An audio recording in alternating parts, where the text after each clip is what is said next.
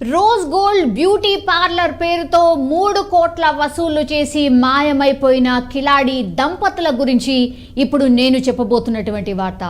YouTube ఛానళ్లతో ads చేసి కస్టమర్లను ఆకర్షించిన అక్క సమీనా, బావ ఇస్మాయిల్ అండ్ మర్దలు జెన్సికా. సో యూట్యూబ్ ఛానల్ని బేస్ చేసుకొని బ్యూటీ పార్లర్లో మీకు ట్రైనింగ్ ఇప్పిస్తాం ఆర్ ఫ్రాంచైజీ లాగా పెట్టిస్తామంటూ చేసినటువంటి ఘోరమైన మోసం ఇది. గతంలోనూ చిట్ ఫండ్ పేరుతో కోట్ల రూపాయలు మోసం చేసినట్టు వీరిపై ఆరోపణలు కూడా ఉన్నాయి. మెదక్, సంగారెడ్డి, సిద్దిపేట, కామారెడ్డి జిల్లాలో వందల సంఖ్యలో బాధితులు వీరి మోసానికి బలైపోయినట్టుగా సమాచారం అంతోంది. వీరు ఒక్కో బ్యూటీ పార్లర్ ఫ్రాంచైజీ కోసం 3,20,000 వసూలు చేసినట్టుగా కూడా తెలిసింది.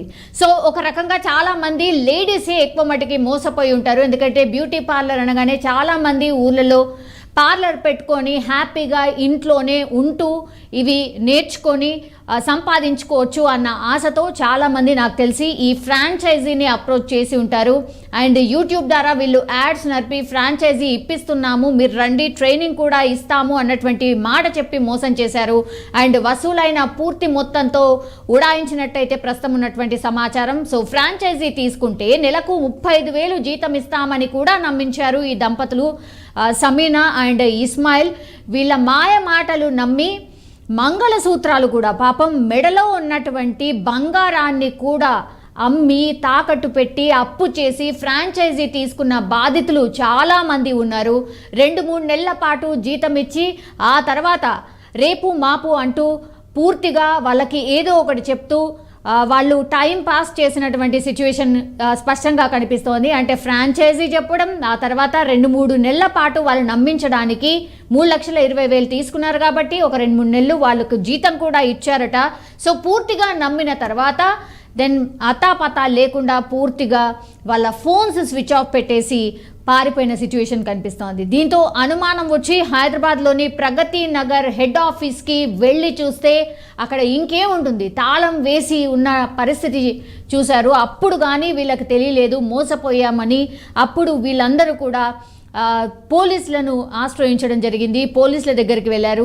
6 నెలల నుంచి ప్రగతి నగర్ బ్రాంచ్ మూసివేసి ఉంది. అంటే 6 months బ్యాక్ నుంచి కూడా ఈ తతంగం నడుస్తోంది. 6 నెలల పాటు వెయిట్ చేసిన తర్వాత ఈ రోజు హెడ్ ఆఫీస్ దగ్గరికి వస్తే మాత్రం అక్కడ పూర్తిగా హెడ్ ఆఫీస్ లేదు, ఏ ఆఫీస్ లేదు, పూర్తిగా ఆఫీస్కి తాళం వేసినటువంటి సిచ్యువేషన్. అప్పుడు వీళ్ళందరికీ అనుమానం వచ్చిన తర్వాత పోలీసులకు అంటే బాచుపల్లి పోలీస్ స్టేషన్లో ఫిర్యాదు చేసిన సిచ్యువేషన్. అప్పుడు కానీ కేసు నమోదు చేసుకొని పోలీసులు అయితే దర్యాప్తు స్టార్ట్ చేస్తున్నారు. వీళ్ళు ముగ్గురు ఎవరైతే ఉన్నారో వీళ్ళు పూర్తిగా మహిళలే టార్గెట్గా, అండ్ ఎస్పెషల్లీ వీళ్ళు టార్గెట్ చేసింది కూడా చాలా మట్టుకి ఎక్కడి నుంచి వచ్చారు అని అంటే చాలామంది మెదక్, సంగారెడ్డి, సిద్దిపేట అండ్ కామారెడ్డి, ఇవన్నీ కూడా డిస్ట్రిక్ట్స్. సో చాలామంది విమెన్ ఒక ఫ్రాంచైజీలో పార్లర్కి సంబంధించిన వర్క్ అంతా నేర్చేసుకొని మామా డిస్ట్రిక్ట్స్లో హ్యాపీగా బిజినెస్ స్టార్ట్ చేసుకుంటే చాలా బాగుంటుంది అన్న ఆశతోని 3,20,000 పే చేశారు. తర్వాత 3 నెలల పాటు ట్రైనింగ్ తీసుకొని 35,000 జీతం కూడా ఇచ్చారు. కాబట్టి ఎక్కడ కూడా అనుమానం రాలేదు.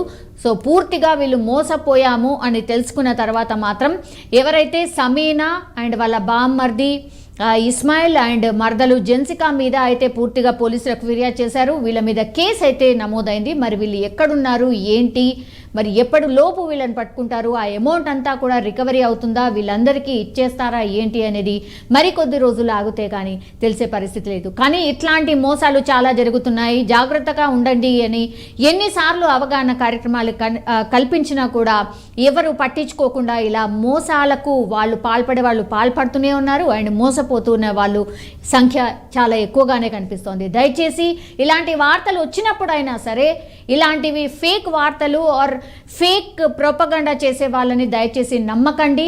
ఏదైనా వచ్చింది అంటే దయచేసి క్రాస్ చెక్ చేసుకోండి, ఎవరినైనా కనుక్కోండి, ఆ తర్వాతే జాయిన్ అయ్యండి.